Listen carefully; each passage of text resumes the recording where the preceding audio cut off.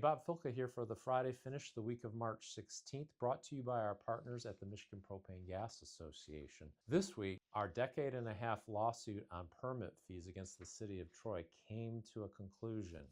We received a very large check for $575,000 from the city of Troy. They were required to return our legal fees because we won our case and proved that the permit fees structure in Troy actually was a hidden tax on housing. This victory won't mean a thing if we don't use the success of this to go across the state and encourage, and if necessary, potentially litigate against other jurisdictions that have similarly unlawful permit fees. If you think you have a jurisdiction in your area that may have set up a fee system based on the value of the projects that you're working on, or they may have established just very arbitrary and very high and exorbitant fees. Under the court's decision, the fees that a local government charges have to reasonably compare to what it costs them to run the building department. They can't be collecting fees that are then used as revenue in their general fund to pay for other things for local government.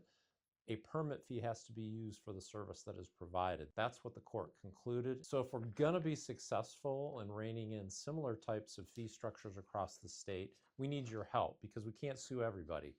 But you can pull a copy of a memo that was written by our legal counsel and myself describing the results of the case. It's intended to be read by your local government officials, quite honestly. So if you have a good relationship with your local government officials and you believe that they may be charging fees that are unlawful under this court decision, hand them a copy of this memo and say, look, we want to be amicable and work with them. We've got to work with them in the future. We want to be partners in building more housing, more affordable housing across the state.